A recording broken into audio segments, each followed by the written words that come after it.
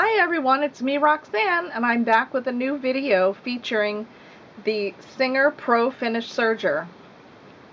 As of the beginning of this year, I started a new Facebook group called the Singer Serger Fans, and I've invited everyone that owns a Singer Serger to come and join me in my new group so we can learn together how to use all the different stitches and features on our Singer Sergers. So this is part 4 in my video series, and in this segment I'm going to be teaching you how to use the Flatlock stitch. So stay tuned! This is a sample of the stitch that I will be demonstrating today, and it's called a Flatlock, and it is a very flat stitch with the serger loopers on one side, and on the other side it looks like a ladder. And the really interesting thing about this stitch is it's very strong and it's stretchable, and it is sewn wrong sides together. So now I'm going to show you how to set up and sew this stitch. You have the option with this machine to set up the stitch to do either a wide or a narrow flat lock by choosing to use your left needle, which is the wider version, or the right needle, which is a narrower width stitch. So go ahead and set up your left spool for your left needle, and make sure to go through your first thread guide and set up both loopers and go through the first thread guides. Next, the most important thing to remember is to have your presser foot in the up position and to have all of your dials dialed down to 0. The reason for this is you don't want to have any tension in the machine when you're threading, because then the thread will not pass down through the tension discs the way it needs to, so that tension can be engaged when the dial is set and when the presser foot is down. So make sure of that.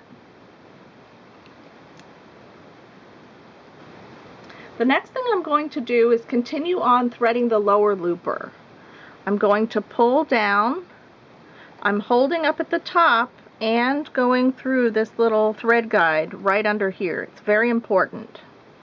And I'm pulling a little tug to make sure that it's down inside that tension disc. And then I'm going ahead and I'm following all the different thread guides, and I'm trying my best to show it while I thread them. And it is a little bit fiddly. Oh, I threaded 2 at once. That was a bonus. It is a little bit fiddly, so be patient with yourself. You'll get it.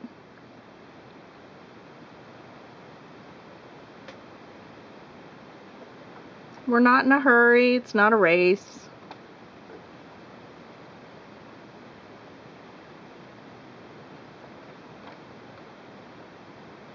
Now with this next one, see on this bar, you want to pass the thread behind that bar, and there's a notch down on the left, and it will go in there and it will catch.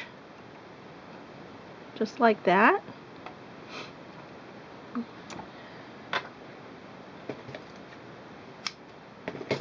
Cut that a little shorter. And then we go right through this eye.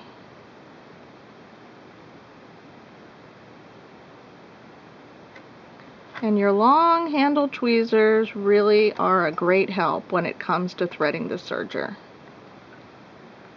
So let's take the knife and get the knife out of the way and pull that thread to the back. Then I'm going to take the orange, pull it down nice through the tension disc, right in this first guide, and follow the orange dots using the long handled tweezers if you need them. It helps. That one. Oh, it came out of this one.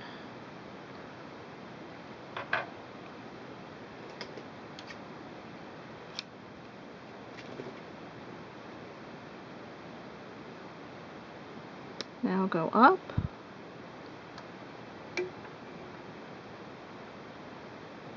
And through this last guide at the very top.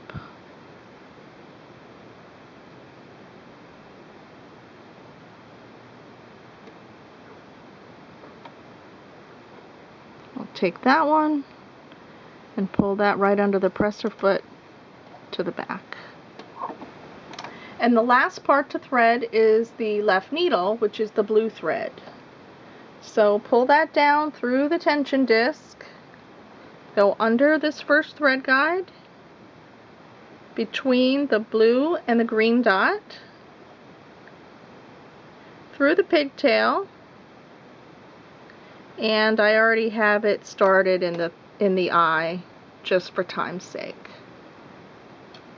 So pull that down through the eye neatly, and then pull all the threads toward the back. Put your cutter back in position as well.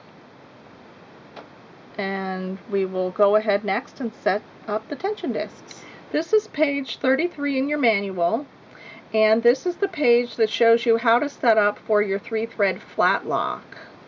And here is the diagram giving you your tension dial numbers to dial into your tension discs. I will be using a medium weight 2-way stretch for my demonstration, and since I have my left needle inserted, I will be setting that up to a 0.5. I will set my upper looper to a 5.0 and my lower looper to a 6.0. Now I have found that these instructions that are in all of my Singer manuals have been very, very reliable as far as setting up your dials for tension. It gets tricky when you start mixing different types of threads, different weights of threads, woolly nylon into the mix.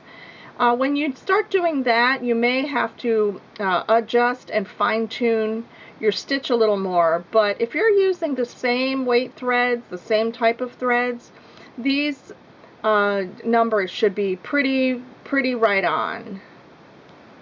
So don't be afraid to get your manuals out. Now let's go ahead and set up the tension dials. I'm going to set them up exactly as in the manual for a medium weight knit or a medium weight fabrication.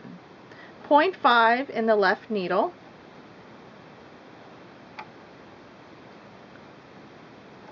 5.0 in the upper looper,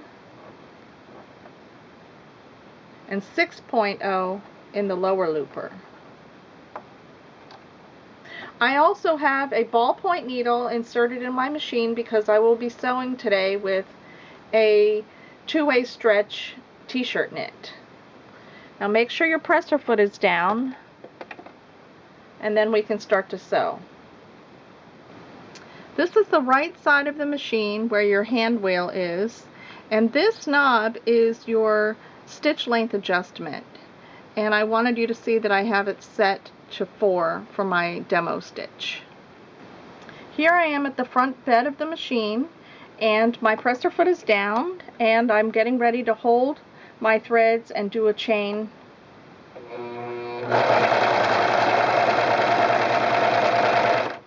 And as you can see, it's chaining nicely, which means that all of my threads are seated nicely down into my tension discs, and I'm ready to sew.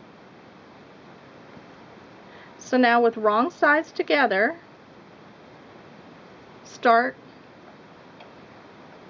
put your fabric underneath the toe of the presser foot, hold on to your stitch in the back, and sew.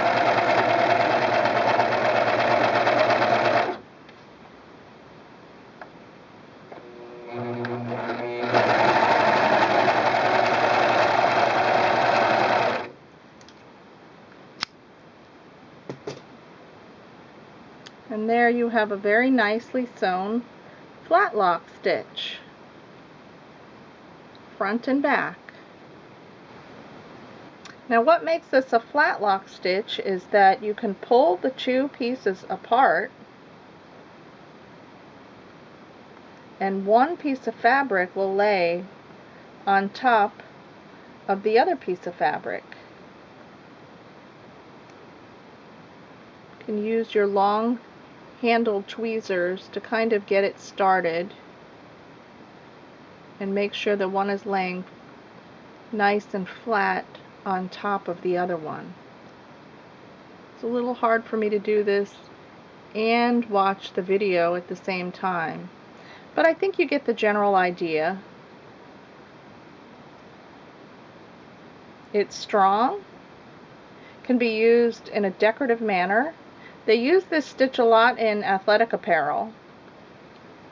So that's another stitch that you can add to your sewing arsenal in the future.